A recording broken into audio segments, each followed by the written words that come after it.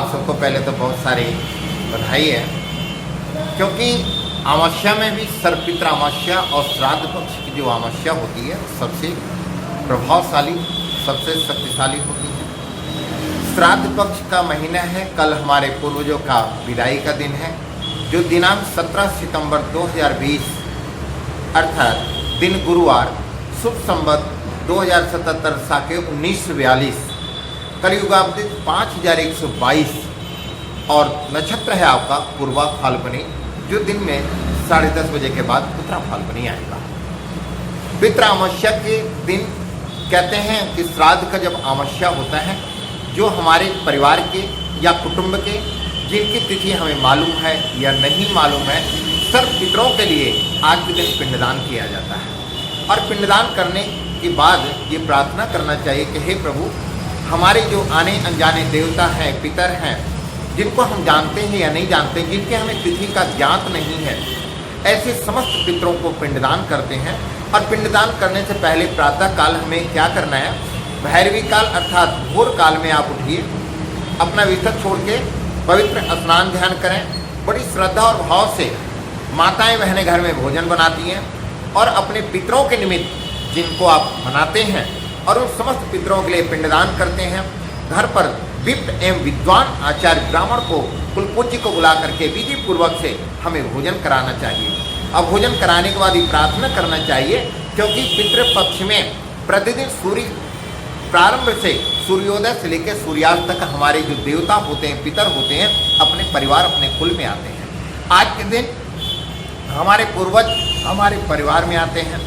परिवार में आने के बाद कल्पना करते हैं कि हमारे वंश का, हमारे परिवार का कोई भी व्यक्ति अगर जल देता है, पिंड देता है या पिंडदान करता है या हमारे निमित्त कोई भोज्य पदार्थ का भोजन कराता है, तो हम तृप्त होते हैं। क्योंकि आज के दिन जो आप कार्य करते हैं वो आपके पितरों को आनंद की अनुभूति कराता है और उनकी कृपा से आपके घर में सुख, शांति, समृद्धि और व्यापार में उन्नति का प्रबल योग बनता है। और कई बार हमें वंश नहीं होता है, वंश की प्राप्ति भी पितरों की ही कृपा से होती है। और जब आप प्रार्थना करें तो कहना चाहिए सर्व पितृभ्यो नमः।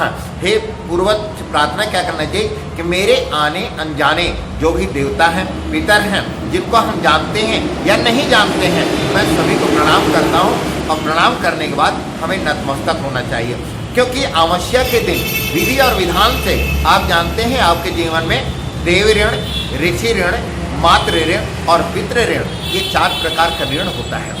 देवताओं के ऋण से आप पूजा से, पाठ से, यज्ञ से, अनुष्ठान से आपका मुक्त होते हैं। ऋषि ऋण दान पुण्य क्रिया करने से आपको मोक्ष की गति होती है। जब आप पितृ ऋण में आते हैं, कहते हैं कि आपके खानदान का कोई परिवार का यदि एक बार गया श्राद्ध करता है, गया में पिंडदान करता है, बद्रिकाश्रम में बद्री नारायण भी जाके ये पिंड करता है, तो आपके जो पूर्वज हैं वह प्रसन्न चित्त होकर के आपके वंश को पुनः आशीर्वाद देते हैं।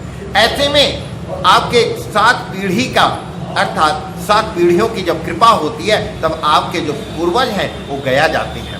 और गया जाने के बाद आपके वंश में धन धान्य की वृद्धि, यश की वृद्धि, कुल की वृद्धि और आनंद की अनुभूति कराते हैं।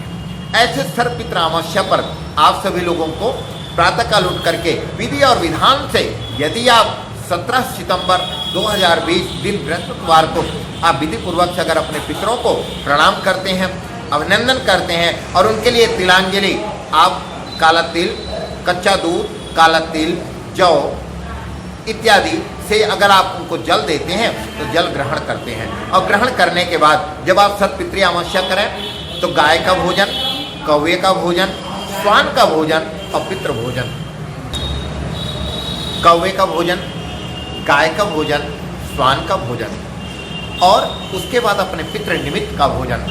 आप जानते हैं जब आप जिस पितृ के लिए आप करते हैं, कहते हैं कि किसी अनाथ की कन्या के विवाह में जब आप कोई दान पुण्य करते हैं तो आपके पूर्वज प्रसन्न होते हैं।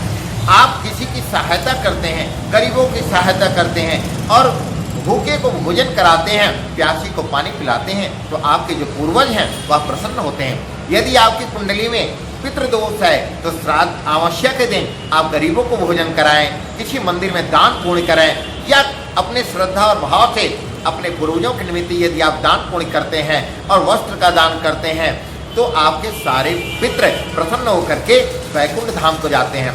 और ध्यान देने की बात है कि जब आपके पूर्वजों की विदाई हो तो मिट्टी के दीपक चाल लें और अपने चौखट पर सरसों के तेल से दीपक जलाना चाहिए। और एक शाम के समय एक लोटे स्टील के लोटे में पानी लें, एक दीपक जलाएं और सब लोग ये प्रार्थना करें कि हे प्रभु, आज तक आप हमारे घर आए हैं और आज आपकी विदाई हो रही है। आप हमारे वंश पर, अपने कुटुंब पर, अपने गोत्र पर, सगोत्र पर, सब पर अपनी कृपा बना करके रखना, क्योंकि सर्वपितृ अमावस्या जो है इस पे पितरों की जो कृपा होती है। आपको बताते हैं कि राजा भगीरथ ने 10,000 वर्ष तपस्या किए और गंगा को ला करके अपने पितरों का उद्धार किए।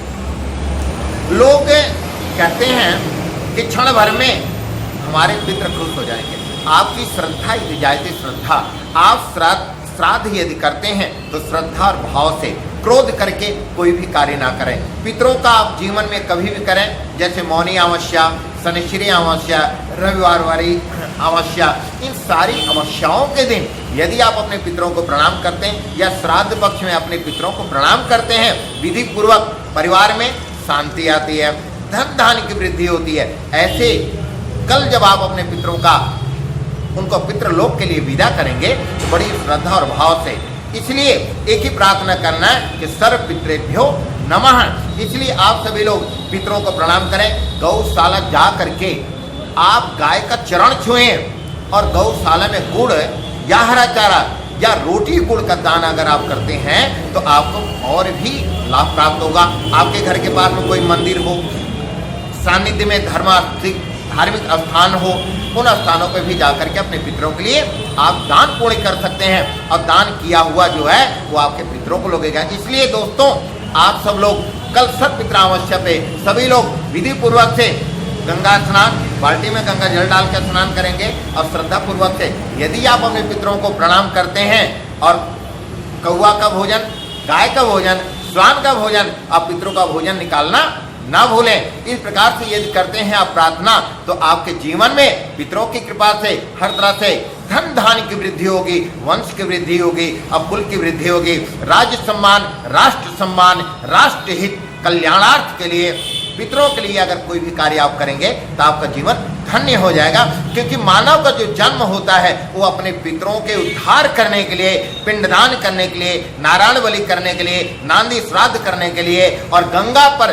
बार बार स्नान करने के लिए, पितरों के लिए, ये आपका जो जन्म है इसीलिए हुआ है। इसलिए आप सर्वपितृ अमावस्या